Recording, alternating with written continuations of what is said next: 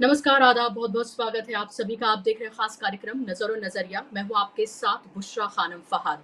उत्तर प्रदेश की सरकार का, योगी सरकार का एक ऐसा फरमान आया है, जिसने विपक्ष से लेकर और उनके सरकार में शामिल दलों तक को बहुत कुछ सोचने पर मजबूर कर दिया है या फिर विरोध के स्वर इतने उठे हैं कि विपक्ष के साथ-साथ अब जो एनडीए के घटक दल हैं, वो भी खुलकर सामने आ गए हैं। उनके बारे में तो मैं बात करूँगी ही, लेकिन ये फरमान कैसे लोकतंत्र और इसके साथ-साथ संविधान पर हमला है। ये फरमान हमारे देश की जो रूह है, हमारे देश का जो अस्तित्व है, उस पर किस तरह का हमला है। ये फरमान जो हमारे देश का ताना-बाना है, जिसमें हर मज़हब के लोग मिल-जुल कर जो साथ रहते हैं, हर किसी के मज़हब, हर किसी के त्योहार में मिल-जुल कर जिस तरह से इसको साथ मनाते हैं, उस सब पर हमला है।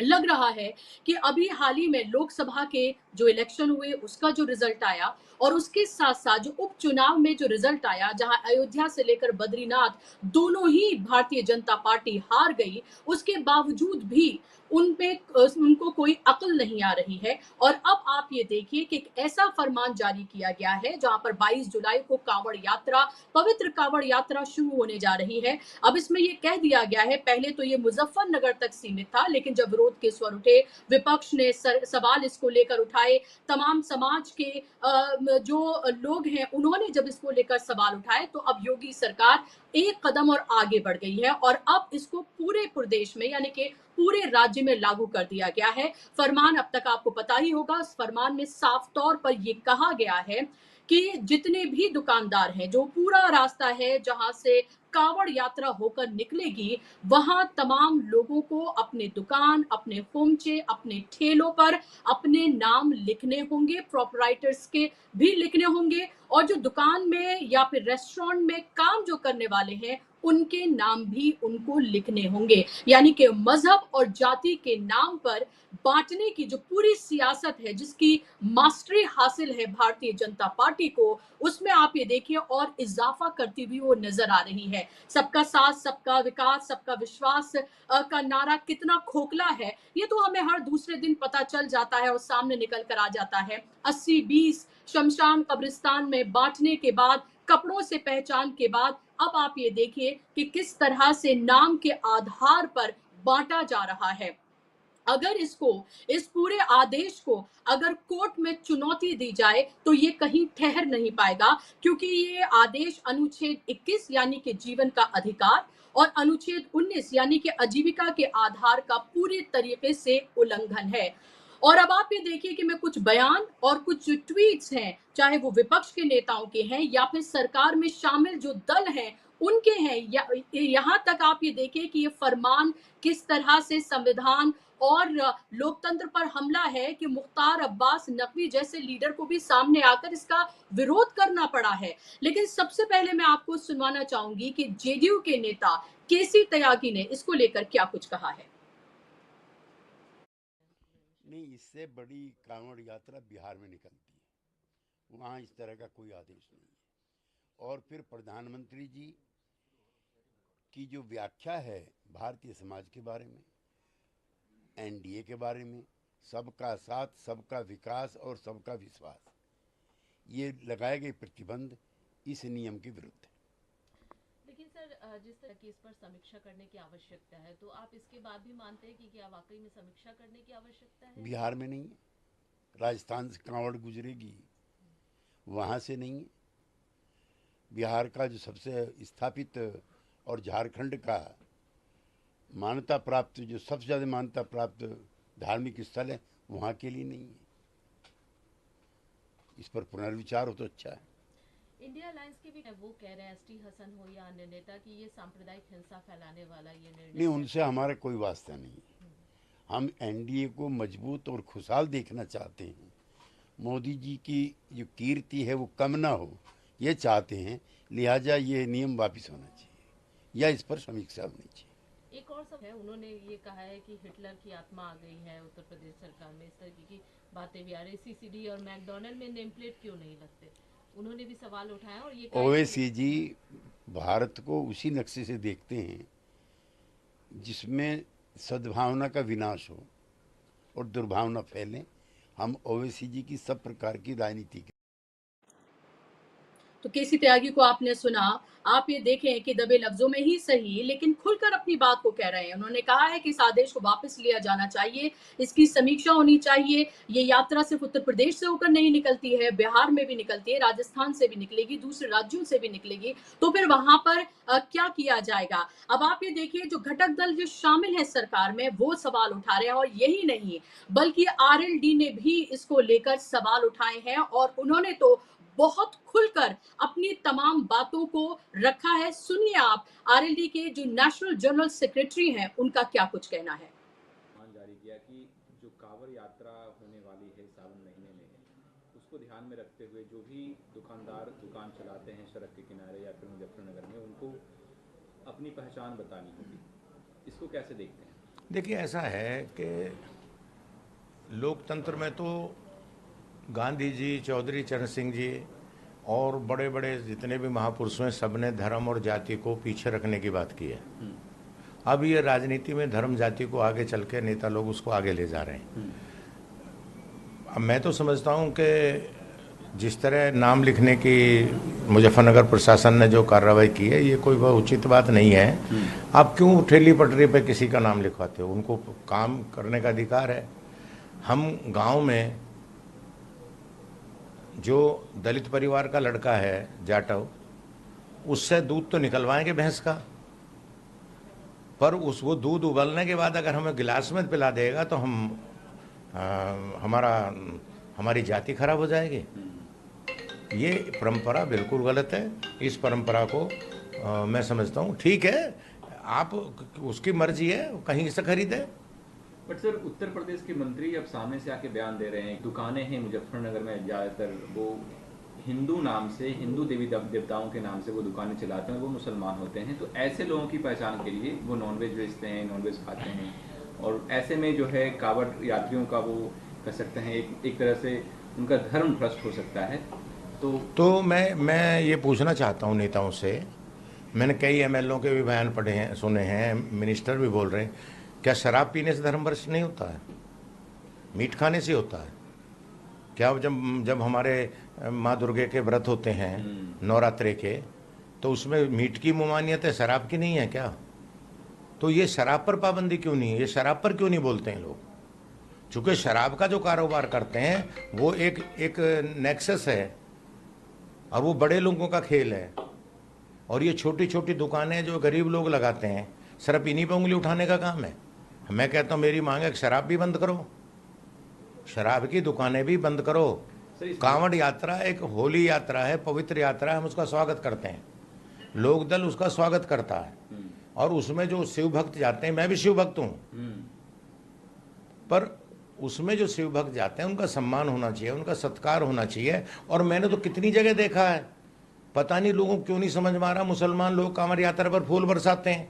और मैं फिर कह रहा हूँ कि मुस्लिमों को सब जगह कांवड़ यात्रा का स्वागत करना चाहिए, लोक दल वालों के साथ मिलकर करना चाहिए। ये कोई ऐसी बात नहीं, इसमें कोई बंटवारा नहीं है। सर, इस विवाद को सीएमओ ने एक नया प्रमाण फिर से जारी किया है कि ये पूरे यूपी में जहाँ जहाँ भी कांवड़ यात्रा होगा, सभी दुकानदारों को अपनी पहचान बताएं। अब उसका मुझे पता नहीं कि सीएमओ का क्या बयान है, मैं उसको पता कर लूँ, पर हम लोग इसको पक्षधर नहीं मानते। हम हिंदू मुसलमान में कोई फर्क नहीं करते। तो आपने ये सुन लिया, ये आरएलडी के जनरल नेशनल सेक्रेटरी हैं, पार्टी ये अभी सरकार में शामिल हैं।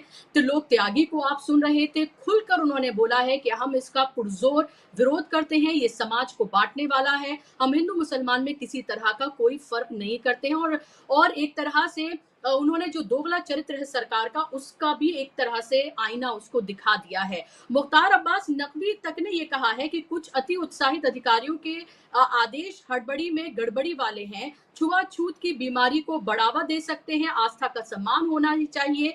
पर उन्होंने ये कहा है कि छुआछूत का जो संरक्षण है वो नहीं होना चाहिए। तो मुख्तार अब्बास नकवी, जो आपने देखा है कि अक्सर इस तरह के किसी मुद्दे पर वो बोलते हुए नहीं नजर आते हैं, वो तक भी अब सरकार को एक तरह से आईना दिखाते हुए नजर आ रहे हैं।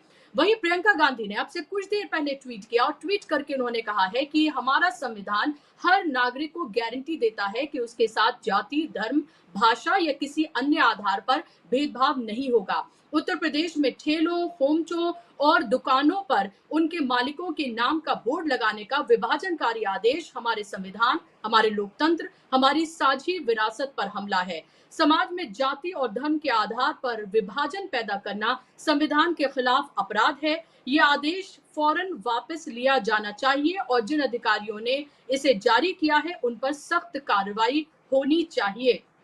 तो प्रियंका गांधी ने बहुत सख्त अल्फाज में यहाँ पर पूरी तरीके से कह दिया है कि कैसे ही जो हमारी सांझी विरासत है, लोकतंत्र है, संविधान है, उस पर हमला है, अधिकारियों पर कार्रवाई होनी चाहिए। इसके अलावा जावेद अख्तर से लेकर असदुद्दीन ओवैसी से लेकर सब ने यहाँ पर हिटलर से लेकर नाजी की याद इन्होंने दिलाई है, नाजी जर्मनी की। और आपको पता है कि उन्होंने कहा कि नाजी जर्मनी में खास दुकानों और मकानों पर निशान लगाया करते थे ताकि उनकी पहचान की जा सके, और यही चीज अब यहाँ पर करने की कोशिश की जा रही है। और साफ तौर पर ये लग रहा है कि अब एक तरह की ये होड़ है। आपको पता है कि उत्तर प्रदेश में क्या कुछ हो रहा है और योगी आदित्यनाथ पर कैसे एक तरह से हम ये कह सकते हैं कि राजनीतिक तरीके से वो एक ऐसी जगह पर खड़े हुए हैं जहां कभी भी उनके साथ कुछ भी हो सकता है। आने वाले वक्त में उपचुनाव भी है 10 सीटों पर, और उससे पहले वो ये दिखाना चाहते हैं, हालांकि कभी वो उदारवादी कोई चेहरा नहीं रहे, उनकी सियासत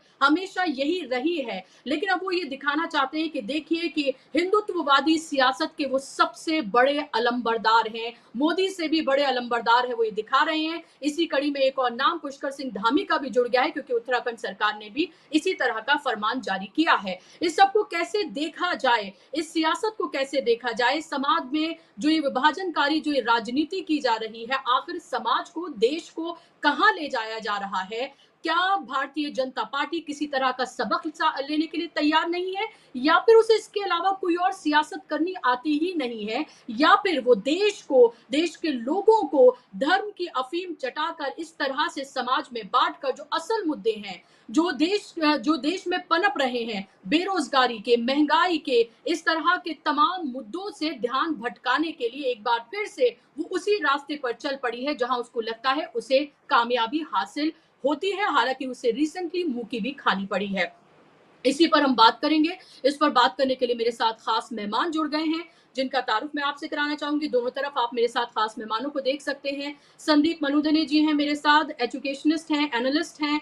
बहुत बहुत स्वागत है आपका संदीप जी कार्यक्रम में। मेरे साथ हेमंत अत्री जी जुड़ गए हैं, पत्रकार हैं, वरिष्ठ पत्रकार, दशकों का पत्रकारिता का उनका अनुभव है। और हरियाणा से आते हैं हेमंत जी, और मध्य प्रदेश से आते हैं संदीप जी। दोनों का ही बहुत बहुत स्वागत, इस्तकबाल। संदीप जी, शुरुआत मैं आपसे करूं कि ये आखिर किधर ले जा रहे हैं इस देश को? 10 साल में हमने देखा देश में जो खाई पैदा की गई है, 80-20 की बात की गई, कपड़ों से पहचानने की बात की गई, यहाँ पर कब्रिस्तान शमशान की बात की गई, हमने बुलडोजर के जरिए न्याय होते हुए, मतलब न्याय का मजाक उड़ते हुए हमने देखा। और अब आप ये देखिए कि कांवड़ यात्रा, जो कि पवित्र यात्रा है, जहां पर आपने तमाम तरह की तस्वीरें देखी होंगी, जहां हिंदुओं का स्वागत, इन कावड़ियों का स्वागत, जो कि श्रद्धालु हैं, पवित्र यात्रा है, इसका स्वागत मुसलमान फूलों की वर्षा, पानी, फल देकर, यहाँ तक कि डॉक्टर्स उनका ट्रीटमेंट करते हुए, वो आपने तमाम तस्वीरें इसी रूट पर, ये 240 किलोमीटर का जो रूट है, इस पर आपने देखी होंगी, और हो सकता है आने वाले वक्त में फिर से आप ये देखें। तो ये समाज को कहाँ ले जाया जा रहा है?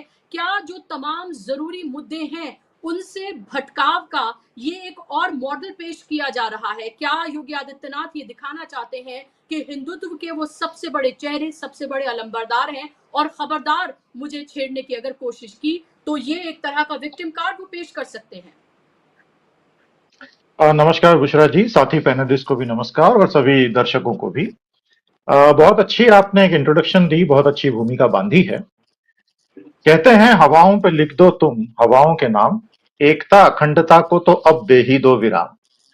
कहीं ना कहीं ऐसा लग रहा है कि communal harmony, secularism, liberalism, progressive values, इन सबको तो गाली बना के पेश किया जा रहा है। ये वो मूल्य जिन्होंने इस देश को आजादी दिलाई, ये वो मूल्य जिन्होंने आजादी के आंदोलन की रीढ़ की हड्डी का काम किया। आंदोलन में जब हिंदू, मुसलमान, सिख, ईसाई कंधे से कंधा मिलाकर लड़ते रहे और एक आइडिया ऑफ इंडिया ने जन्म लिया, और उस आजादी के आंदोलन से जो गुट एकदम अलग रहे, वो आज की राजनीति के सबसे बड़े झंडा बरदार बने हुए हैं। तो ये तो इसका ऐतिहासिक परिदृश्य और पृष्ठभूमि है।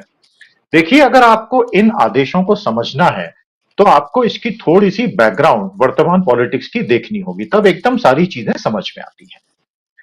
हम लोकसभा के पूरे कैंपेन में नरेंद्र मोदी जी के भाषणों को याद कर लें। नरेंद्र मोदी जी के सारे भाषण किस लीग पर थे? क्या वो सांप्रदायिक सद्भाव के भाषण थे? क्या वो नौकरियां देने के भाषण थे?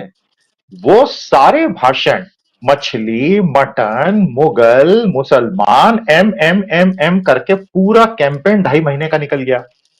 और उसके बाद लोकसभा के इतने विनाशकारी परिणाम मोदी जी के लिए आए। मैं मोदी जी इसलिए बोल रहा हूं क्योंकि मोदी की गारंटी बोलते बोलते पूरा चुनाव लड़ा। बीजेपी के लिए और मोदी जी के लिए इतना बड़ा झटका रहा है कि उससे किसी भी हालत में इनको उबरना बहुत जरूरी है। पहला बैकग्राउंड ये। दूसरा बैकग्राउंड, पिछले 10 सालों में याद कीजिए बुशरा जी, वो सारी धर्म संसदें जहां खुल्लम खुल्ला हिंसा का आह्वान किया गया मुसलमानों के खिलाफ, डायरेक्ट बॉयकॉट के व्हाट्सएप के मैसेजेस जो पिछले 10 सालों से चलते चले आ रहे हैं, और उन सारी चीजों को आप जब जोड़ के देखेंगे तो आपको ये बिल्कुल समझ में आएगा कि ये तो उसी का नेक्स्ट लॉजिकल स्टेप ही एक तरह से दिखाई दे रहा है जो अब सरकारें लेना शुरू कर चुकी हैं। बीजेपी के अंदर जो एक रेस चल रही है मोदी वर्सेस योगी की, जो पिछले 7 दिनों में खुल के सामने आ गई है, और इसका सबूत जितना ऑफिशियली जो हमारे सामने है वो तो है ही, लेकिन आप सिर्फ सोशल मीडिया में राइट विंग हैंडल्स और गोदी मीडिया को अच्छे से अगर फॉलो करें, मानो इनको ये आदेश दे दिया गया है कि योगी जी पर हमला करना है। आप इनके ट्वीट्स पढ़िए, संदेश पढ़िए, गोदी मीडिया पे जिस तरह का कवरेज आ रहा है वो एंटी योगी होता जा रहा है। आज से 2.5 महीने पहले ये अविश्वसनीय लगता कि मोदी और योगी में रिफ्ट होती, क्योंकि अगले 25 साल के प्रधानमंत्री इन लोगों ने तय कर रखे थे कि मोदी जी 29 तक रहेंगे, योगी जी 39 तक रहेंगे, फिर अमित शाह आएंगे, फिर एक्स आएगा, फिर वाई आएगा। और ये तो 2024 में ही पूरा का पूरा जो है हांडी बिखर गई इनकी फूट के। तो उससे उपजा तनाव इसके बैकग्राउंड में काम कर रहा है। उसके बाद आने वाले न केवल 10 उपचुनावों बल्कि महाराष्ट्र का बहुत ही मेजर चुनाव जो ये लोग लगभग हार चुके हैं। आज की ग्राउंड रिपोर्ट यह है, कल को कुछ आसमानी सुल्तानी हो जाए तो मुझे नहीं पता। हरियाणा जो कि बहुत कांटे की टक्कर है, और झारखंड, अगर ये लोग ये सारे चुनाव हार जाते हैं तो आप समझिए इनका पूरा प्रोजेक्ट ही ध्वस्त हो जाएगा। इसलिए आज ये उन पुराने कानूनों का हवाला देते हुए नए निर्णय निकाल रहे हैं जिन कानूनों में लिखा था भाई शॉप्स एंड एस्टेब्लिशमेंट एक्ट हो, गुमाश्ता एक्ट हो, कि हर दुकानदार को अपना नाम पता वगैरह लिखना पड़ेगा। एक फर्क है, मैं तकनीकी फर्क बता दूं यहां। हर दुकानदार को अपना नाम पता वगैरह एक सर्टिफिकेट इश्यू होता है, वो तो अपनी गल्ले के पीछे जहां वो बैठता उसके पीछे एक सर्टिफिकेट के रूप में बड़ी दुकानों में लगाना आवश्यक होता है। लेकिन ये हर रेडी वाले पे नहीं, हर खोमचे वाले पे नहीं, हर ठेले वाले पर नहीं होता था। और अब तो दुकान वाले को भी बोला गया आगे बड़ा बड़ा आप लिखो, इसकी कहीं कोई कानूनी आवश्यकता नहीं है, लेकिन ये करवाया जा रहा है। और उसके पीछे की पृष्ठभूमि यह है कि किसी भी तरह से अपने समर्थकों को अब टूट कर जाने नहीं देना है, क्योंकि बुशरा जी, इन लोगों को जिस चीज से सबसे भयानक डर लगा, लोकसभा में हिंदू मुस्लिम कार्ड लगभग पूरी तरह से फेल हो गया। और अगर वो कार्ड फेल हो गया तो फिर इनके पास बचा क्या? क्योंकि जॉब्स और अनएम्प्लॉयमेंट की समस्या रोज कोई ना कोई वीडियो के जरिए हमारे सामने आ रही है। भले ही मोदी जी वो 5 करोड़ 6 करोड़ नौकरियों के आंकड़े दे रहे हो जो पूरी तरह से गलत एनालिसिस है आरबीआई और एसबीआई का। उस पर आप आगे पूछेंगी तो मैं बता दूंगा उसमें तकनीकी कमियां क्या है। महंगाई की मार और टमाटर के दाम जो कि एक सांकेतिक वस्तु है, उसने लोगों को मार रखा है, इसका कोई हल है नहीं। नेशनल सिक्योरिटी की हालत जम्मू कश्मीर में हम देख रहे हैं कि जिस चीज पर चढ़कर मोदी जी सत्ता में आए थे वो चीज ही हाथ से निकल गई है। और अगर आप प्रवीण साहनी जैसे एनालिस्टों को सुनेंगे तो वो तो ये बता रहे हैं कि इसमें बहुत बड़ी गलतियां होती जा रही हैं। और अग्निवीर का मुद्दा, फॉरेन पॉलिसी, मैन्युफैक्चरिंग की नीति, इन सब पर वर्तमान सरकार पूरी तरह बैकफुट पर आ चुकी है। और अभी तो सिर्फ 30-35 दिन हुए नई सरकार के बने। इस गिरते हुए नैरेटिव को रोकने के लिए कुछ ना कुछ नाटकीय करना जरूरी था। उसके लिए इन्होंने श्रद्धापूर्ण कावड़ यात्रा को शायद एक अपना टूल बना लिया है और उसमें यह कानून लिया है कि भाई अपने नाम सारे दो। अब उस पर बहुत सारे तर्क वितर्क दे रहे हैं कि अगर मुसलमान हलाल सर्टिफिकेशन मांग सकते हैं तो हिंदू क्यों नहीं मुसलमानों के नाम मांग सकते। ये दोनों चीजें एकदम अलग हैं, गलत चीजों को मिक्स किया जा रहा है। मैं आगे और समझाऊंगा जब समय आएगा। लेकिन मोटी बात यह है कि इससे सांप्रदायिक विभेद बढ़ेगा। यही इनकी शायद मंशा भी होगी कि अपने वोट बैंक को कंसोलिडेट करो और यह समझा दो कि हिंदुत्व की राजनीति के तो सिर्फ हम ही अलमबरदार झंडा बरदार हैं और इसी से देश का भला होगा, जबकि हम जानते हैं कि इससे देश का भला नहीं होने वाला है। इसमें दरअसल जो सबसे बड़ा खतरा होने वाला है बुशरा जी, मुसलमानों का नुकसान इसमें बहुत कम होगा। मुसलमानों को बहुत आसानी से आइडेंटिफाई कर लिया जाता है, उनके नामों से ही आइडेंटिफाई हो जाते हैं। अगर आप पूछ लें तो एक सेकंड में पता चल जाता है। दिक्कत आएगी शेड्यूल्ड कास्ट के लोगों को, दलितों को, महादलितों को, ईबीसीज को, ट्राइबल्स को। जब इनके नाम बड़े बड़े, क्योंकि ये कानून सिर्फ मुसलमानों के लिए नहीं लाए हैं, ये भी उनका एक बचाव पक्ष की दलील है कि ये कानून से आपको दिक्कत क्या है, हिंदुओं को भी तो लिखना है, मुस्लिमों को भी तो लिखना है। तो जब इसमें एससीज, एसटीज, ट्राइबल्स, ईबीसीज, इनके बड़े बड़े नाम ऊपर आएंगे और जब जातियां दिखने लगेंगी, तब उसके बाद विभेद की ये राजनीति का दंश जब उन समूहों पर लगना शुरू होगा और उससे जो पलटवार इन्हीं लोगों पर आएगा, उसका अभी इन्हें अंदाजा नहीं है। अगर सरकार ये निर्णय को स्वैच्छिक कर दे, वापिस ले ले, तो ये समाज के लिए अच्छा होगा, ऐसा मेरा मानना है। लोग मुझसे असहमत हो सकते हैं, लेकिन दरअसल मुसलमानों का इसमें नुकसान बहुत कम होने वाला है। सामाजिक स्थिति में हाशिए पर पड़ी जातियां जो बड़ी मुश्किल से धंधे पानी में आगे आ पा रही हैं, घोड़ी पे तो चढ़ने देते नहीं है शादियों में, इतनी मुश्किल से लोग अपने धंधे सेट करके आगे आते हैं, उनकी जातियां देखकर उनके साथ अगर कुछ हुआ तो उसके लिए जिम्मेदार कौन होगा। ये मैं थोड़ा लॉन्ग टर्म की बातें कर रहा हूं, ये नहीं कह रहा हूं कि आज के आज ही कांवड़ यात्रा में ऐसा हो जाएगा।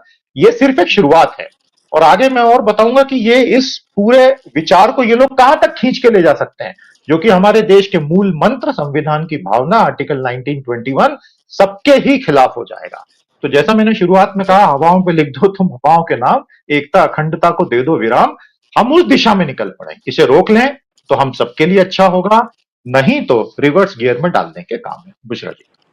बिल्कुल, बहुत अच्छी भूमिका आपने यहाँ पर बांधी है संदीप जी, और जाहिर सी बात है कि यही तमाम वो ज्वलंत सवाल हैं जो उठ खड़े हुए हैं इस फरमान के बाद, और अब लग रहा है कि होड़ लग गई है। अब पहले ये लग रहा था कि ये शायद किन्हीं अधिकारियों का है और एक पर्टिकुलर जगह के लिए है, और विरोध के बाद शायद इसको वापस ले लिया जाएगा। लेकिन आप ये देखिए कि योगी आदित्यनाथ ने कहा कि नहीं, ये सरकारी फरमान है और ये पूरे प्रदेश में अब लागू होगा, और उसके बाद अब ये उत्तराखंड में भी लागू होने जा रहा है, क्योंकि ये दिखाना है कि देखिए हिंदुत्व के हम सबसे बड़े अलंबरदार हैं। योगी आदित्यनाथ नहीं, मैं भी इस रेस में हूँ। पुष्कर सिंह धामी तो आपको पता है यूसीसी से लेकर सब कुछ लागू करके वो किस तरह की सियासत उत्तराखंड में हो रही है। तो योगी आदित्यनाथ ने ये देख लिया कि इस सब का नतीजा क्या हुआ, अयोध्या हार गए। पुष्कर सिंह धामी ने देख लिया कि इस सब का नतीजा क्या हुआ, बद्रीनाथ हार गए। लेकिन लग रहा है कि इस सब से भी वो सबक सीखने के लिए तैयार नहीं है, और जहां से हेमंत जी आते हैं वहां ब्रजमंडल यात्रा भी निकलती है। हमने देखा था जब पिछली बार निकली थी तो क्या हुआ था वहां पर, और एक बार फिर से वो निकलने जा रही है, और वही तमाम लोग जो इसमें एक तरह से आरोपी थे और अभी जमानत पर हैं, वो फिर से परमिशन मांग रहे हैं कि वो उस यात्रा में शामिल होंगे। तो आप ये देखिए कि कैसे उत्तर प्रदेश से लेकर हरियाणा तक एक तरह का माहौल खराब करने की जो कोशिश है वो साफ तौर पर देखी जा सकती है। हेमंत जी, आप इस फरमान को, इस पर होती सियासत को आप कैसे देख रहे हैं, और उसके साथ साथ ये फरमान इतना खराब था कि आप ये देखिए कि मुख्तार अब्बास नकवी ने लब खोल दिए अपने, वो बोलने लगे और वो इसको छुआछूत से इसको जोड़कर देख रहे हैं। ये इतना खराब था, जेडीयू को बोलना पड़ा, आरएलडी को बोलना पड़ा, और आरएलडी ने जिस तरह से बोला है वो साफ तौर पर है, क्योंकि उन्हें पता है कि आने वाले वक्त में चुनाव है, 10 सीटों पर हैं, और कुछ सीटें ऐसी हैं जहां पर आरएलडी जहां पर लड़ सकती है, वो उसे मिल सकती हैं, और उनको पता है बिना मुसलमानों के उनकी सियासत इम्पॉसिबल है, वो कोई सीट जीत ही नहीं सकते हैं। इस सब को आप कैसे देख रहे हैं, कहाँ जाते हुए देख रहे हैं आप इस पूरी सियासत को, ये जिस तरह की पूरी एक बिसात जो है वो बिछाई जा रही है? देखिए बुशरा जी, आज की तारीख में जो स्थिति है, पूरे देश में एक बात बड़ी प्रचलित हो गई है कि सीमा पर कहीं तनाव हो या कोई किसी राज्य में सांप्रदायिक तनाव हो तो समझ लीजिए कि चुनाव है। ये इनके जो पूरा सिलेबस है उसका एक टेस्टेड फार्मूला अब तक था, जब तक पार्लियामेंट का चुनाव नहीं आया, का रिजल्ट नहीं आया था। पार्लियामेंट के रिजल्ट के बाद भी अगर ये लोग नहीं समझ रहे तो ये लोग अंधेरे में हैं। और ये जो साथी पैनलिस्ट कह रहे थे उसमें बहुत बड़ी मुंह की खाएंगे, ये भी आप निश्चित मान के चलिए। इस चुनाव में जो वोट नुकसान हुआ है चुनाव में वोटों का, वो किन वर्गों का हुआ है, केवल उसका एक एनालिसिस कर लीजिए, समझ में आ जाएगा पूरा क्या हुआ है और किस दिशा में ये जा रहे हैं। पहली बात। दूसरी बात, जिस विषय की आप बात कर रहे हैं ओवरऑल, एक बात आपको माननी पड़ेगी, जो कथित अमृतकाल है जिसमें हम सब जी रहे हैं इस समय मोदी जी के शब्दों में, उसका इससे बड़ा दुर्भाग्य क्या होगा कि हम एक प्रोग्रेसिव सोसाइटी की बजाय एक रिग्रेसिव सोसाइटी के तौर पे आइडेंटिटी पॉलिटिक्स की बात करने पर मजबूर हैं। बहुत तमाम कोशिशों के बावजूद भी उन मुद्दों से हट करके हम किन बातों पर बात कर रहे हैं, जो बातें इरेलेवेंट हैं, जिन बातों को समाज बहुत पहले छोड़ चुका था, जाति पात पाति धर्म छुआछूत, ये बातें कब छूट गई थी पीछे, और आज आप देश को ये बनाने आए थे और इसके लिए आप 2047 तक सत्ता मांग रहे हैं। केवल इस पूरे हालात को केवल कुछ बेसिक उदाहरण से देखिए। आपने एक ये काम किया, इसकी मंशा तात्कालिक समझ में आती है। जो दिल्ली बनाम लखनऊ चल रहा है लगातार, उसमें वन अपमैनशिप का कहीं ना कहीं इसमें एक रोल है। जैसा आपने कहा कि पहले एक जिले में सीमित था, उसके बाद पूरे प्रदेश के लिए किया गया और अब दूसरे राज्य ने भी इसमें जल्दी से हाथ बढ़ के इनिशिएटिव लिया। तो ये वैसे नहीं है, ये दिल्ली बनाम लखनऊ का फॉल आउट है कि कौन बड़ा हिंदू राष्ट्र, हिंदू हृदय सम्राट। इसको उससे भी जोड़ करके देखिएगा। दुर्भाग्यपूर्ण है लेकिन हकीकत। अब थोड़ा सा इसको खोलिए विषय को। जब आप वैष्णो देवी जाते हैं, जब आप अमरनाथ यात्रा जाते हैं, तो वहां पर जो आपको पलकी में उसमें जो लेके जाते हैं कचरों में, वो कौन लोग होते हैं? कभी सोचे है? जो ये अंध वहां पर बैठे हुए हैं, जो अधिकारी और सरकार, क्या उनकी आंखों पर पर्दा गिर गया है कि उनको कौन कंधों पर उठा करके लेके जाता है? हम सब भी जाते हैं, हमारे परिवार भी जाते हैं, बुजुर्ग भी जाते हैं, बीमार लोग भी जाते हैं। दूसरा, ये जो कावड़ यात्रा है, जो कावड़ ये साथी जाते हैं, ये पूरे हिंदुस्तान में कोई यहाँ तो है नहीं, उत्तर प्रदेश में, हरियाणा से भी जाते हैं, महाराष्ट्र तक भी है, राजस्थान, मध्य प्रदेश, छत्तीसगढ़, गुजरात, हर जगह जहां जहां जैसी स्थिति हो। उन कावड़ को सजाता कौन है? उन कावड़ को बनाता कौन है? कभी इन नलायकों ने ये देखा है जाकर के वहां पर कितने बड़े पैमाने पर दूसरे धर्म के लोग इसको एक श्रद्धा के साथ करते हैं? और जिस यात्रा का आपने जिक्र किया हरियाणा की मेवात में, उसमें आप जानकर हैरान रह जाएंगे दोनों ने कि जब वो जलाभिषेक यात्रा निकलती है, बहुत लंबी यात्रा है वो, और ट्रेडिशनली हजारों साल से निकल रही है वो। मुस्लिम समुदाय वहां पर जब यात्रा निकलती है, वो उन दौरान में, यात्रा के दौरान में, नॉन वेज खाना छोड़ देते हैं स्वतःस्फूर्त, कोई कहता नहीं उनको, खुद छोड़ते हैं। दूसरा, जो यात्री निकलते हैं, क्योंकि लंबी यात्रा है, वो मुस्लिम घरों में रुकते हैं, उनके पैरों में हिना अप्लाई की जाती है ताकि थके ना। उनको सूदिंग इफेक्ट देने के लिए मुस्लिम बच्चे उनकी मालिश करते हैं, उनको खाना खिलाते हैं। ये ट्रेडिशन रहा है इस देश का। और आप उसको कहां पर ले आए? पिछले साल आपको याद होगा वहां पर क्या हुआ था मेवात के अंदर। और अब फिर उसी यात्रा को, पिछली बार क्यों हुआ वो कि हथियार लेकर के, एक खास तरह का प्रोवोकेटिव सिस्टम। अब फिर वही यात्रा, उसके पीछे मंशा समझ लीजिए क्या है कि अक्टूबर में चुनाव। तो जिस सरकार का, जिस प्रशासन का काम सांप्रदायिक सौहार्द बनाने का है, समाज को जोड़ने का है, और सबसे बड़ी बात तो आप धर्म का काम क्या है? धर्म जोड़ता है या तोड़ता है? ये कब से हुआ कि इस धर्म को तोड़ने वाला बना दिया इन्होंने? ये एक लार्जर कॉन्स्पिरेसी का हिस्सा है कि डिजाइन का हिस्सा है। मुझे एक बात आई है कि अगर आम मैं बेच रहा हूं और केले आप बेच रही है, तो उसमें क्या हो जाएगा? एक प्राकृतिक चीज, फल है, जिसने जो खाना है, जिससे लेना ले लीजिए, उसमें क्या फर्क पड़ जाएगा?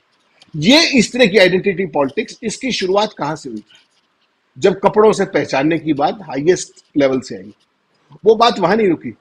उसके बाद 80-20 का खुला नारा दिया गया, और उसके बाद there is no looking back. जैसा आपने कहा इंट्रोडक्शन में, शमशान, कब्रिस्तान, ये और वो। लेकिन जेडीयू, ये बात अब क्यों इसके ऊपर त्यागी को ये बात आई कि उनको तुरंत इसका विरोध करना पड़ा? हालांकि उनकी इतनी हैसियत है, इससे आगे वो नहीं बोल सकते, डॉटेड लाइन्स पे ही बोलेंगे, इससे आगे उनकी हैसियत नहीं है ना उनको कोई सी पार्टी। जबकि बिहार में अगले साल चुनाव है, ये भी मत भूलिए। लेकिन वो अगले साल है तो अगले साल के अगले साल देखी जाएगी, तब तक तो हो सकता है पलटी इधर, तो क्या पता हो भी जाए, वो नोस। ये जो पूरा सूरत हाल है, इसके पीछे की मंशा केवल इतनी है कि इनके सिलेबस में इसके अलावा कोई चीज नहीं है। इन्होंने किया ये, जब से इनका मातृ संगठन बनाया, 100वें साल में वो चल रहे हैं, उन्होंने इसके अलावा किया क्या? जरा बता तो दे। और ये आजादी की लड़ाई से पहले, आजादी की लड़ाई के दौरान और आजादी की लड़ाई के बाद भी। और यही कारण है कि उस पर बैन लगाना पड़ा था तमाम तरह की चीजों पे। अब सवाल ये है कि जो सबसे बड़ा सवाल जो चिंता करता है पैदा, वो ये है कि अभी तक हमारी अदालतें क्या कर रही है। ये इशू पूरे 2 दिन से पूरे देश के मीडिया में छाया हुआ है, नैरेटिव वन वे और दी अदर। इस पे जो सुओ मोटो कॉग्निजेंस क्या सुप्रीम कोर्ट और जो हाई कोर्ट से उनको नहीं लेना चाहिए था, और अगर उन्होंने नहीं लिया तो क्यों नहीं लिया। और ये पहला अवसर नहीं है कि जब उन्होंने नहीं लिया। पूरे चुनाव प्रचार के दौरान मोदी जी की जो भाषा थी वो क्या थी? चुनाव आयोग बिल्कुल चुप्पी साधे रहा, कोई नोटिस नहीं, अगर नोटिस गया भी तो पार्टी प्रधान को गया, मोदी जी को तो नहीं गया। और उस पर आज तक क्या कार्रवाई हुई चुनाव आयोग ही बता सकता है। ना चुनाव आयोग ने कुछ किया, ना किसी अदालत ने उसका सुओ मोटो कॉग्निजेंस लिया। तो ये उसका फर्दर एक्सटेंशन है कि अब भी कोई चीज नहीं हो रही। तो कुल मिलाकर के जो एक तो जो प्रशासन और सरकारें जो कर रही है वो एक पक्ष है, लेकिन जो देश का न्याय तंत्र था, जो देश की संवैधानिक संस्थाएं हैं, वो क्या कर रही है। मैं तो ये कहता हूं एक काम और कर देना चाहिए, अगर इनको इतना ही ज्यादा शौक है तो जो ब्लड डोनेशन की जो थैलियां होती हैं उन पर भी लिख दें कि डोनर का नाम कौन है, लिखे ना उस पर। जब ऑर्गन ट्रांसप्लांट होता है तो उसमें ही बताएं ये किसका ऑर्गन है। अगर ऐसी ही बात है तो शर्म आनी चाहिए एक प्रोग्रेसिव सोसाइटी के अंदर, जब आप देश की आजादी का अमृतकाल सोकाल मनाते हैं और वहां इस तरह के तुगलकी फरमान जारी करते हैं। ये केवल और केवल विभाजन की रेखा को और महीन, बारीक और तीखी करने का एक षड्यंत्र है। लेकिन अच्छी बात यह है कि जिस यात्रा पे जिस एरियाज में कह रहे हैं वहां कभी भी आज तक यात्राओं के दौरान कभी आपने सांप्रदायिक तनाव नहीं देखा होगा, और ये कितनी ही कोशिश कर ले अब भी नहीं होगा, क्योंकि जनता जाग गई है और वो इनके मंसूबों को समझ रही है। जिस तरीके से अखिलेश यादव ने, राहुल गांधी ने पूरे उत्तर प्रदेश में एक नैरेटिव बनाया ना, सांप्रदायिक सौहार्द का नैरेटिव सबसे पहले था, यूथ का नैरेटिव दूसरा था, रोजगार था, बेरोजगारी थी, महंगाई थी। वो चीजें जब उन्होंने उसके कारण वोट पड़ा, तभी तो भारतीय जनता पार्टी वहां पहुंची जहां वो आज है, और जिसको वो हजम नहीं कर पा रहे हैं। लेकिन अब भी इस बाज आने को तैयार नहीं है, सुधरने को तैयार नहीं है। ये एक बड़ा पक्ष है जो विपक्षी पार्टियों को अब अपने हथियार और पहने करने पड़ेंगे इस सांप्रदायिकता के खिलाफ। और एक अलग से अभियान जो उन्होंने संविधान बचाओ अभियान चलाया था, वैसे नहीं चलाया था, ये वो दिखा रहा है। ये जो कुछ किया गया है, जो ये फरमान है, आप क्या समझती हैं? ये केवल एक फरमान है? ये इस देश में संविधान और देश के प्रति अपराध है, ये समाज के प्रति अपराध है। कोई भी विभाजनकारी इस तरह की चीज सरकार के स्तर पे होती है। और चिंता की बात केवल ये है कि जुडिशरी चुप है इस पे। जुडिशरी को सुओ मोटो कॉग्निजेंस लेना चाहिए and they should take to the task everybody concerned including the state government, जो भी हो इसमें। उसके अलावा अगर आप इसको नहीं चेक करेंगे तो निश्चित मानिए कि आप एक रिग्रेसिव सोसाइटी होंगे नहीं, हो चुके हैं, ऐसा मेरा मानना है।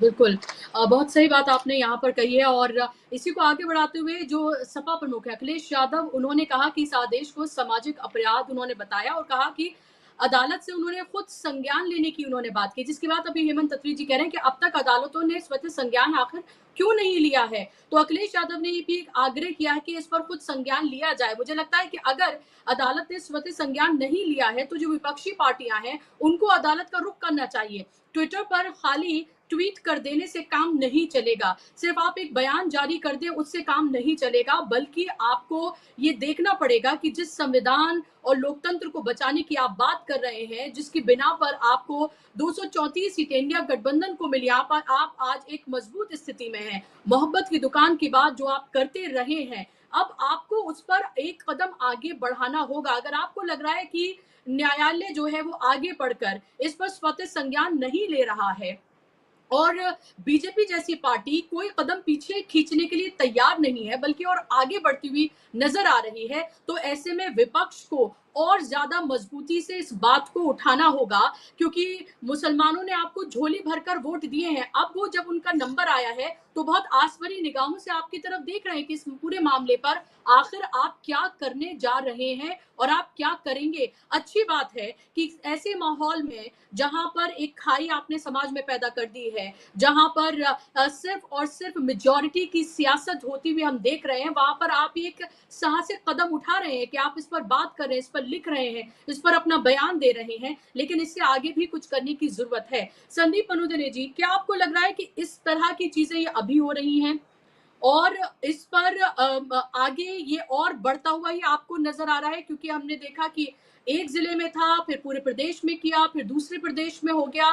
जिस तरह की बयानबाजियां हो रही हैं, जिस तरह से एक खास तरह के जो मैं कह सकती हूँ कि एक्सपर्ट्स हैं, उनकी उनकी बाइट्स लाके समाज में और ज्यादा एक खाई पैदा करने की कोशिश की जा रही है। धर्म गुरुओं की मैं बात कर रही हूँ।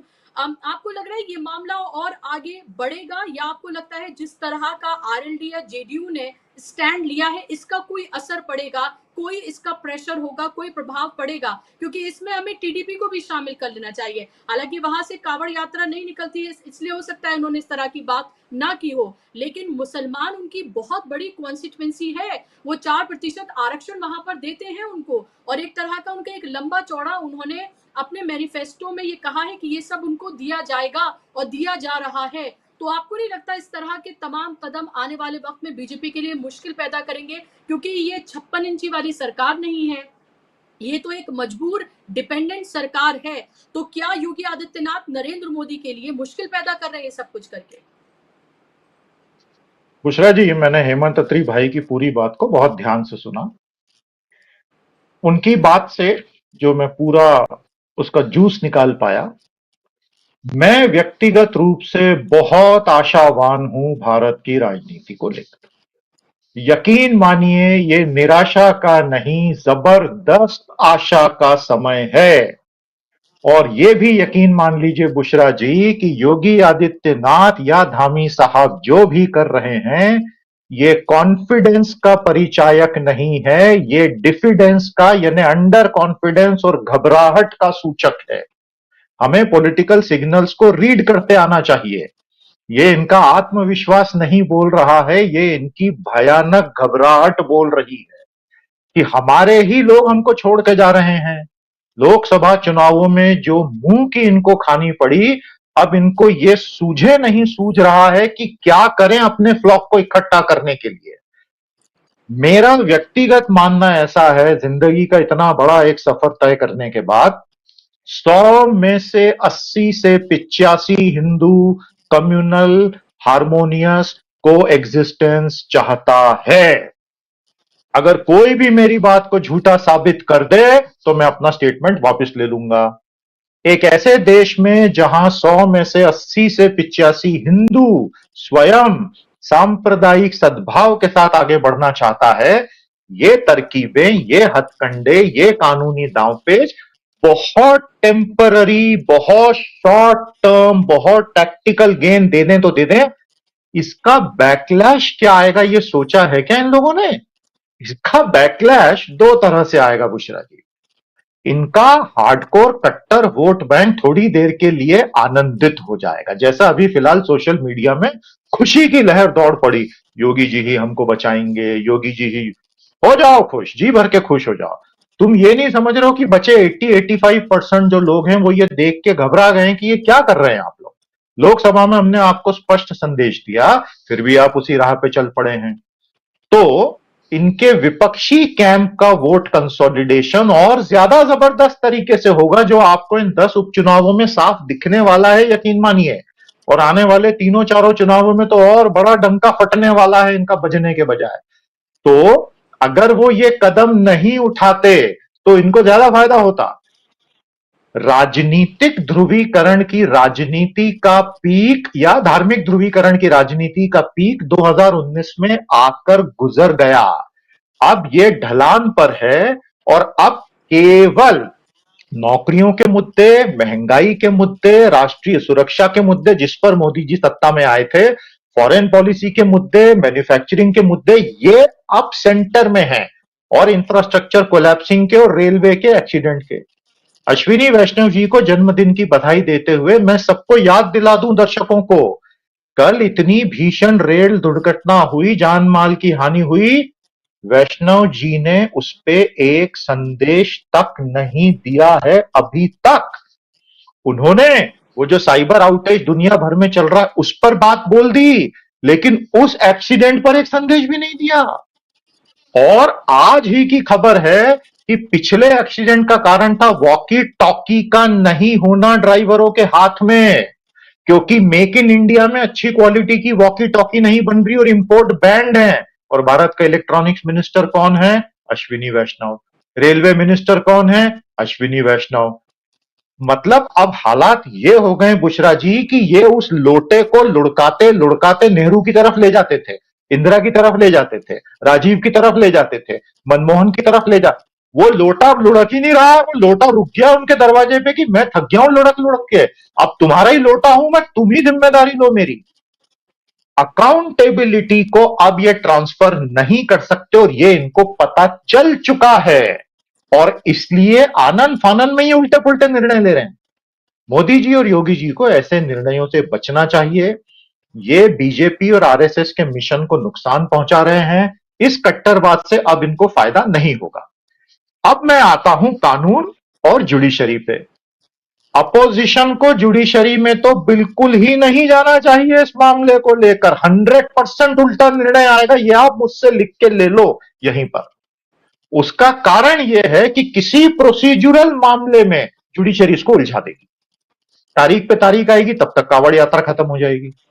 और अगर उस वक्त ऑन द स्पॉट किसी विशेष जज की बेंच में अगर ये लग गया गलती से, आप समझ गए मैं किन की तरफ इशारा कर रहा हूं, 5-6 नाम है, और अगर उन्होंने निर्णय दे दिया तो वो उल्टा ही आना है और वो और मजबूती तो देगा इनको।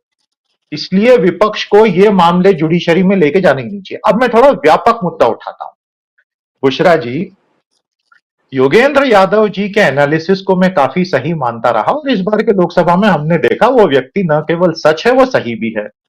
मैं पिछले अगस्त में एक चीज ट्वीट किया था, वो आज उन्होंने अपने आर्टिकल में लिखा, मुझे खुशी हुई। उन्होंने लिखा है कि हमारा पहला गणतंत्र 2019 में समाप्त हो गया था और मोदी जी दूसरा गणतंत्र ले आए थे जो बड़ा हिंसक है, जो गांधी और नेहरू को गाली देने में यकीन करता है, जहां पंथ निरपेक्षता, धर्म निरपेक्षता और प्रोग्रेसिव विचारों को तो गंदा माना जाता है। और 2024 उसके ऊपर एक मोहर लगने वाली थी कि देश की जनता ऐसा ही गणतंत्र चाहती है। जनता ने उल्टी मोहर लगा दी। अब ना हम पहले वाला गणतंत्र रह गए, न दूसरा वाला बन पाए, हम नो मैंस लैंड में खड़े हैं आज। और अब यहां से आगे हम तय करेंगे कि हम अगला गणतंत्र कैसा बनाएंगे। मुझे 100% यकीन है इंडिया अलायंस की सरकार बनेगी 1 साल, 2 साल, 3 साल, 4 साल, जब भी बने 5 साल बाद, और वो सच्चा अच्छा गणतंत्र बनाएगी जो संविधान स्वरूप होगा। लेकिन ये सच है कि हम आज एक नो मैंस लैंड में हैं, जहां हमारे बेसिक मूल्यों पे अब हमको माइक्रोस्कोप लगा के सोचने पे विवश किया जा रहा है। लेकिन जिस देश के 80-85% लोग हार्मनी में यकीन करते हैं, यकीन मानिए कहीं ऐसा ना हो जाए कि मुसलमान का नाम लगी हुई दुकान पे ज्यादा हिंदू जाना शुरू कर दे कि नहीं यार हार्मनी की खातिर तो इनसे ही सामान खरीदना है।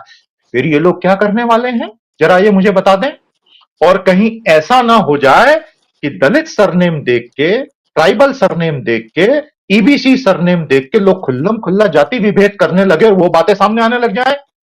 तब ये लोग क्या करने वाले हैं, क्योंकि इन पे तो संविधान के विनाशक होने की तोहमत इस लोकसभा के नतीजे ने वैसे ही रबर स्टैंप पूरा इनके माथे पे लगा दिया है, जिससे ये तिल मिलाए हुए हैं संविधान हत्या दिवस मनाने निकले हैं। और दूसरी तरफ बोलते हैं हत्या और हिंसा जैसे शब्दों का प्रयोग नहीं। मतलब क्या चलता फिरता कॉमेडी शो बना रखा है क्या रिपब्लिक?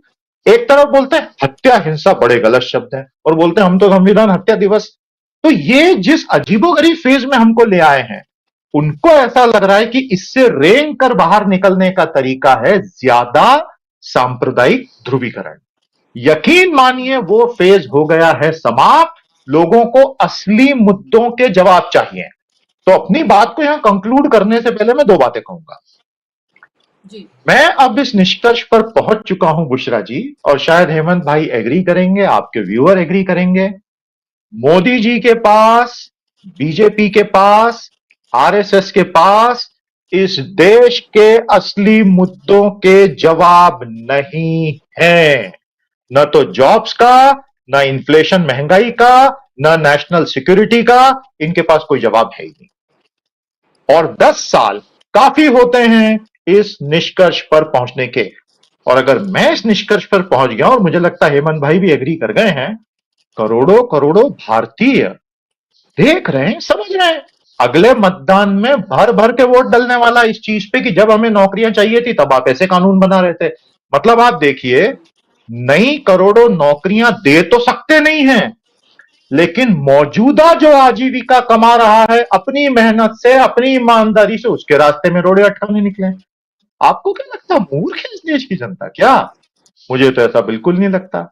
भगवान शंकर की आराधना करते हुए जो कावड़ यात्रा निकलती है, वो भगवान शंकर किनके भगवान है?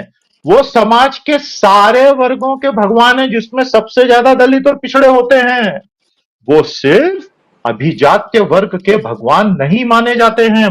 शंकर तो सबके हैं, यही भारत का पुराण कहता है। और आप उस यात्रा में ये करने निकले हैं, तो देश की धार्मिक जनता भी इसको देखेगी। सेक्युलर जनता तो देख ही रही है, पढ़े लिखे प्रोग्रेसिव तो बहुत पहले ही देख चुके थे। तो यही कहूंगा अंत में कि यही है इबादत, यही है दीनो ईमा, कि काम आए दुनिया। बीजेपी ये समझ ले, उतना जल्दी उन्हीं का फायदा होगा।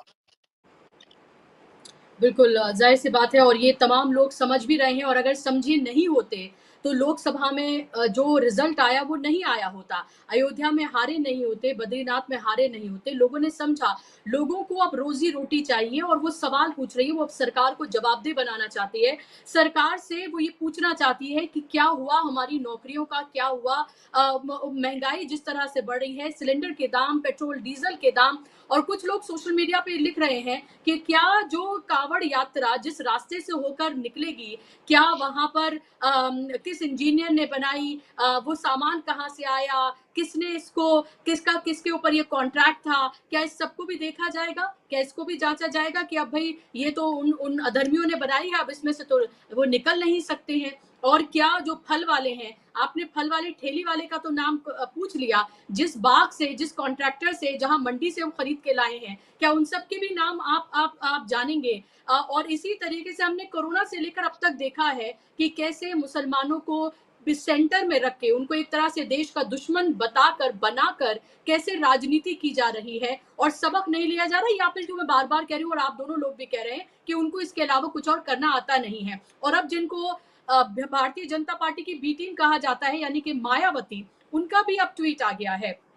मायावती ने लिखा है कि यूपी उत्तराखंड सरकार द्वारा कांवड़ मार्ग के व्यापारियों को अपनी अपनी दुकानों पर मालिक व स्टाफ का पूरा नाम प्रमुखता से लिखने व मांस बिक्री पर भी रोक का ये चुनावी लाभ हेतु आदेश पूर्णतः असंवैधानिक है। धर्म विशेष के लोगों का इस प्रकार से आर्थिक बायकॉट करने का प्रयास अति निंदनीय है। तो ये साफ तौर पर उन्होंने तो मांस तक की जो बिक्री है उस पर जो पाबंदी लगाई जाती है उस तक को लेकर यहाँ पर सवाल खड़े कर दिए हैं। तो जाहिर सी बात है हेमंत जी, अब आप इसको कैसे देख रहे हैं? तमाम तरह से अब तो विरोध के स्वर उठ रहे हैं, बीजेपी के नेता से लेकर एनडीए के घटक दल, बीजेपी की बी टीम, सब इस पर सवाल उठा रहे हैं, लेकिन लग नहीं रहा है ये आदेश वापस जाएगा। ये तो साफ तौर पर सरकार के तेवर देखने के लिए मिल रहे हैं। क्या आपको लग रहा है इसका कोई खामियाजा वो भुगतेंगे आने वाले चुनाव में? क्या अब लोग इस तरह की राजनीति से पूरी तरीके से उब चुके हैं? क्योंकि हमने देखा जहां जहां प्रधानमंत्री ने सभाएं की वहां वहां कैसे हारी है, और तमाम खासतौर पर जहां उन्होंने सबसे ज्यादा सांप्रदायिक बयान दिए वहीं वहीं पर हारी है भारतीय जनता पार्टी। लेकिन उसके बावजूद भी आप ये देखिए कि ये सब कुछ किया जा रहा है सिर्फ और सिर्फ राजनीतिक लाभ के लिए, या फिर ये दिखाने के लिए कि एटलीस्ट जो हमारी एक कॉन्स्टिट्यूएंसी है उसको तो संभाल के हम रख लें, वो भी हमारे पास से जा रही थी। लेकिन कब तक आखिर वो भी बीजेपी का डंका बजाते रहेंगे अगर उनके पेट में खाना नहीं जाएगा, रोजी रोटी नहीं होगी, कारोबार नहीं होगा, और कार्यकर्ताओं का जिस तरह से दोहन हो रहा है उस तक की भी हम बात देख ही रहे हैं। तो कब तक आखिर वो ढोल बजाते रहेंगे खाली पेट? मुशरा जी, इनसे इन लोगों के लिए सद्बुद्धि की कामना करना तो शब्दों को व्यर्थ करना है। जैसा संदीप जी ने पूरा खोल करके बताया कि इस देश का सेक्युलर कैरेक्टर क्या है, और 80 से 85% हिंदू और इससे भी ज्यादा मुस्लिम कहीं ना कहीं सांप्रदायिक सौहार्द के सबसे बड़े पक्षधर रहे, और उसी का परिणाम है कि 47 से आज तक हम यहाँ पहुंचे जहां हम आज पहुंचे। जो देश आज जिस भी प्रगति तक पहुंचे हैं उसमें दोनों का बराबर का योगदान है। एक बात तो ये समझनी पड़ेगी। दूसरा, आप इनसे ये उम्मीद कर रहे हैं कि ये कुछ ठीक कर पाएंगे, याद छोड़ दीजिए। इनके सिलेबस का केवल मूल मंत्र, जैसा मैंने पहले स्लॉट में भी कहा, वो यही है। और इसका एक छोटा सा उदाहरण देता हूं मैं आपको। हरियाणा के अंदर चुनाव होने वाले हैं अक्टूबर के अंदर। 3 दिन पहले देश के गृह मंत्री महेंद्रगढ़ में आए आपको जानकर हैरानी होगी कि हरियाणा के अंदर मुस्लिम आबादी बहुत थोड़ी है, बहुत ही थोड़ी है, नेग्लिजिबल है, और हिंदू मुस्लिम यहाँ पर कभी नहीं होता है, कभी हुआ ही नहीं आज तक। पिछली बार का अगर आप ये आई मेवात थिंक में जो यात्रा हुई थी 7.2% है वहां पर मुस्लिम आबादी, जी यानी कि जी 10% जी, से भी बहुत कम। हाँ, जलाभिषेक यात्रा जब पिछली बार हुई, पिछली बार वो एक हिंसा की घटना हुई, वो भी किस तरीके की हुई सारा देश जानता है। परसों की जो इंटरेस्टिंग बात हुई है वो संदीप जी जानकर स्तब्ध रह जाएंगे और पूरा देश भी। माननीय गृह मंत्री जी महेंद्रगढ़ में आते हैं और वो अपना जो मोदी जी का जो पंच लाइन है उसको दोबारा रिपीट करते हैं यहाँ पर, कोट अनकोट, कि अगर कांग्रेस को सत्ता में आई कांग्रेस तो ओबीसी का आरक्षण छीन करके मुसलमानों को दे देगी।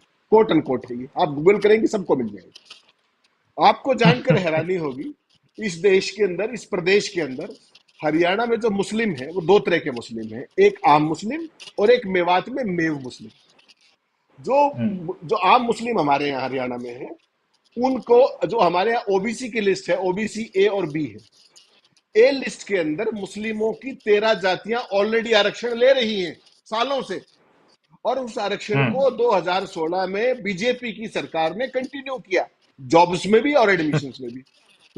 और वो क्या कह रहे हैं आप कल्पना कर सकती हैं, कांग्रेस के टाइम से चला आ रहा है वो आरक्षण, और वो उसमें मनोहर लाल खट्टर की सरकार ने उसको फर्दर एक्सटेंड किया 2016 में बाकायदा बिल ला करके।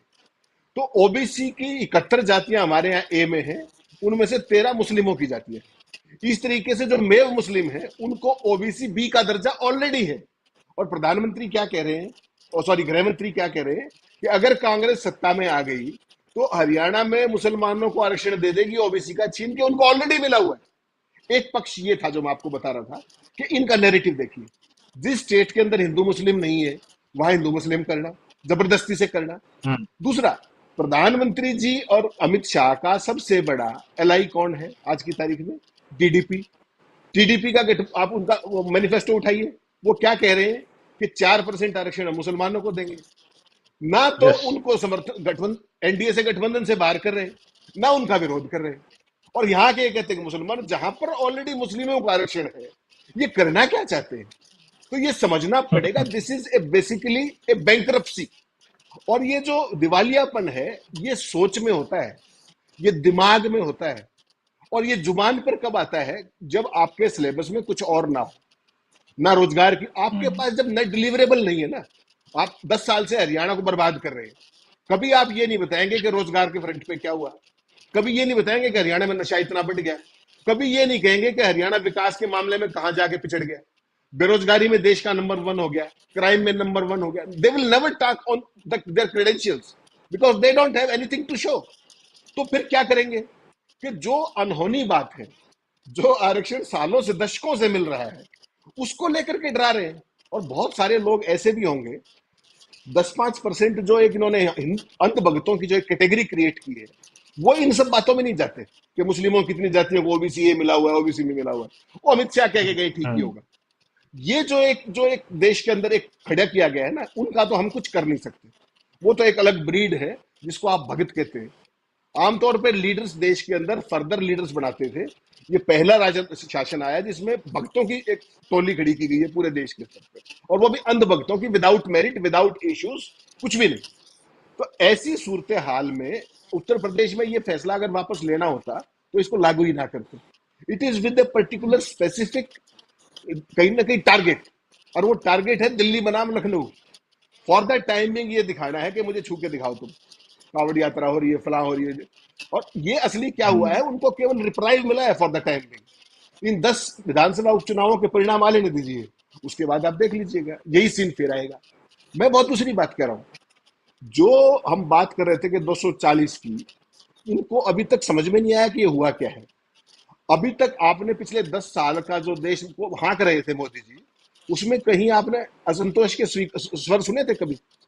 क्या हिम्मत है ये जो अपने दिन का नाम लिया आपने, नकवी साहब, के वो एक शब्द बोले ना, जेडीयू बोला ना, ये केवल एक शुरुआत है। उत्तर प्रदेश के अंदर मुख्यमंत्री किधर है, डिप्टी सीएम कहाँ है, पार्टी प्रेसिडेंट कहाँ है?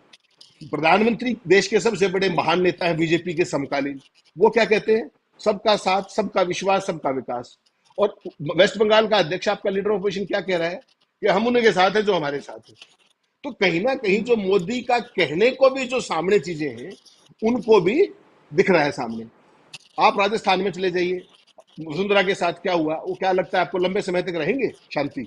मध्य प्रदेश के अंदर जो कुछ हुआ, शिवराज चौहान के बेटे ने क्या कहा कि मेरे बाप की आज भी टूटी बोलती है दिल्ली में, आपने पिछले 10 साल में नहीं सुना था।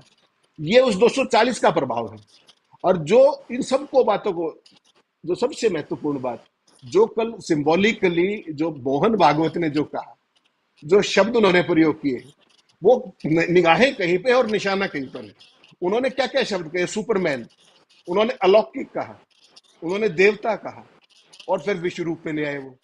इन सारों की बाइनरी जोड़ी आप, वो कहीं ना कहीं डायरेक्ट तो कभी बोलते नहीं, क्योंकि वो इस सारे पाप का हिस्सा है दत्तकर्म का, लेकिन वो कहीं ना कहीं पल्ला भी झाड़ना चाहते हैं कि बहुमत नहीं आया तो इनके कारण नहीं आया, आ जाता तो हमारे कारण आता। लेकिन उन्होंने जो ये 4 शब्द प्रयोग किए हैं, ये इनडायरेक्ट एक रेफरेंस उन्हीं को है जो समझ रहे हैं देश, वो मोदी जी को ही कह रहे हैं। तो ये सारे हालात जो है, ये आप 240 का परिणाम है। अगर यही 274 होते, इनमें से कुछ नहीं हो रहा होता, ना मोदी कुछ करते, ना अपने योगी कुछ करते, ना उत्तर प्रदेश का अध्यक्ष करता, ना डिप्टी सीएम करता। ये जो बिकरिंग है with in the party, with in RSS, with in allies, ये आने वाले दिनों में बढ़ेगी।